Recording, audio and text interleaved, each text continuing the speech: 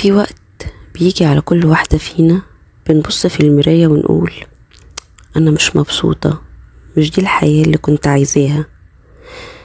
بس التغيير مش لازم يكون فجأة، مش لازم أقوم من النوم ألاقي الدنيا بقت وردي. التغيير الحقيقي بيبدأ بحاجات صغيرة جدا، زي إني أقرر أصحى بدري شوية، أشرب كوباية مية وأنا ساكتة، أعمل حاجة بحبها، أروق ركن من البيت.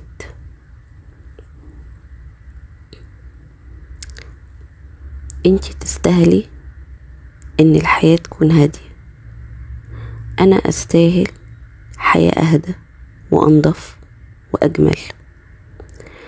أوقات بحس إني متأخرة، بس برجع كده أفكر اللي بيبدأ متأخر ممكن يوصل بدري.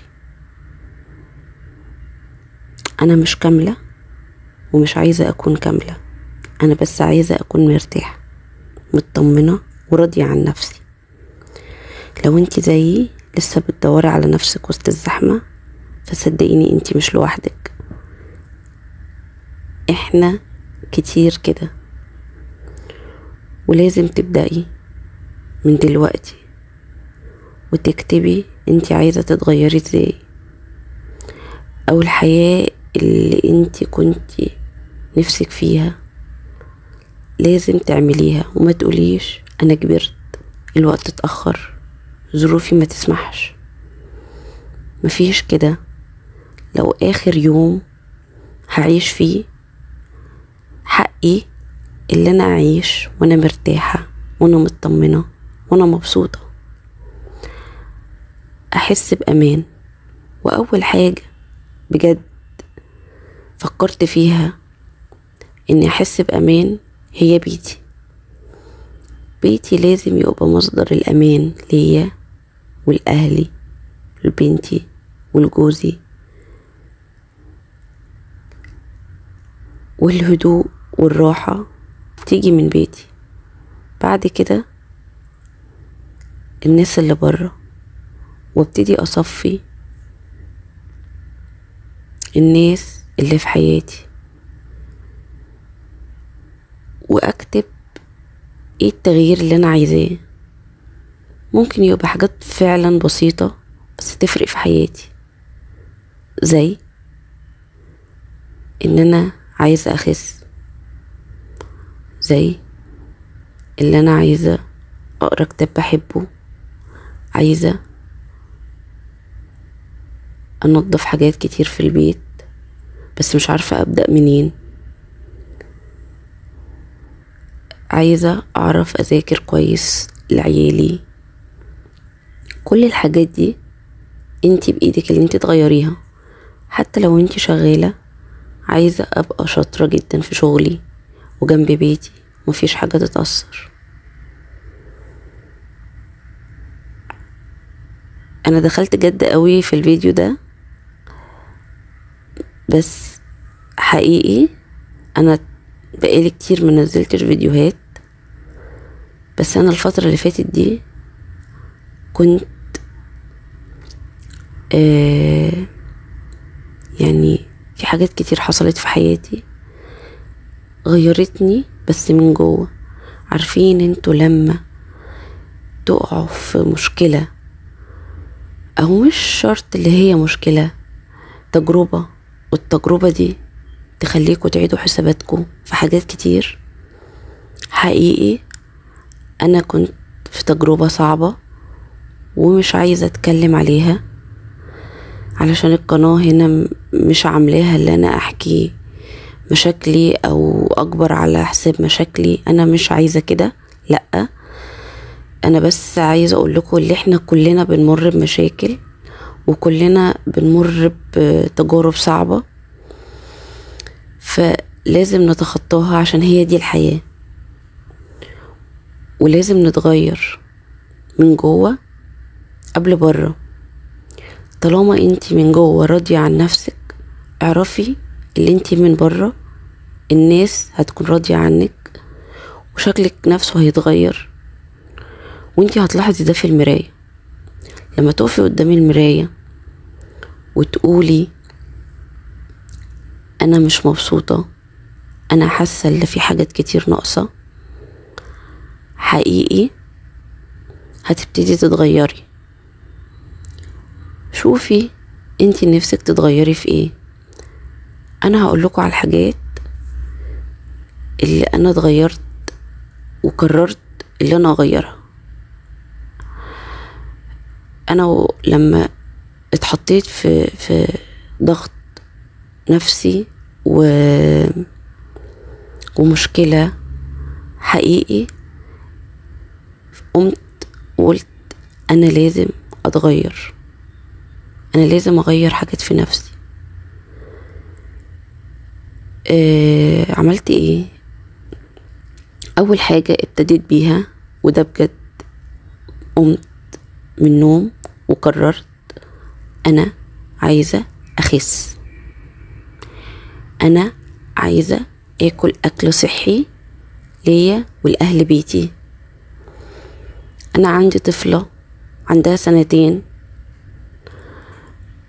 حرام اللي هي تقعد تاكل اكل غير صحي، وانا بايدي اللي انا اعمل اكل صحي وما يكونش مكلف ويكون كويس. دي اول حاجة قلت هبدأ بيها، اللي انا اعمل اكل صحي وان انا اعمل دايت. انا كنت 85 كيلو، كنت متضايقة من وزني جدا جدا، بس قررت اللي انا هوصل لل65 كيلو. الموضوع كان في الاول بالنسبة لي صعب جدا، بس بأمانة لما حطيته في دماغي وقلت لأ انا هتغير، يعني هتغير. انا دلوقتي وانا بكلمكم وصلت ل68 كيلو، يعني انا فاضل على حلمي 3 كيلو. فده بالنسبة لي انجاز وحاجة انا فخورة ومبسوطة بيها، وده التغيير اللي كل اللي حواليا ملاحظينه. وفي تغيير تاني عملته، اللي انا قررت اكل اكل صحي، اعمل اكل صحي. مش شرط اكل صحي اللي هو حاجة بقى هيلسي وكده، لأ، بس اكل خضار كتير، اقلل الحاجات اللي هي بتتقلي في زيت، اقلل الاكل من بره، اي حاجة غير صحية قللتها خالص. حتى لو في يوم مثلا كسلت وما عملتش اكل، العشاء مثلا او الغدا ممكن اسلق بيض، ممكن ناكل جبن وجنبها سلطة، لكن قللت جدا شراء الاكل من بره. وكمان الحاجات المقلية قللتها جدا. ممكن لو اي حاجة نفسنا فيها بقيت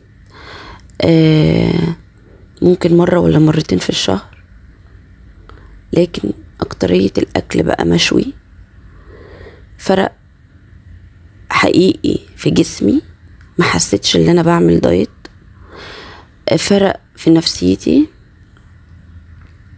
بجد، بأمانة فرق. وحسيت ان انا بقيت نشيطة جدا. رجلي كانت بتوجعني لما بمشي خطوتين، بجد دلوقتي فرقت الحمد لله. دي حاجة من التغيير. برضو في حاجة تانية قررت اللي انا عليه يعني اعملها، اللي هو هغير من البيت. يعني ايه؟ هرمي اي حاجة ركناها، يعني وداعا بجد للكركبة. هدوم خلاص ادمت او مش ادمت، ما بقتش محتاجاها، خلاص مش هخليها اللي هو يمكن احتاجها، لأ وزعتها. مواعين بقالي كتير ما استعملتهاش وركناها مثلا في رف لوحده، لأ حقيقي وزعتها. الفترة اللي فاتت دي حقيقي غيرت حاجات كتير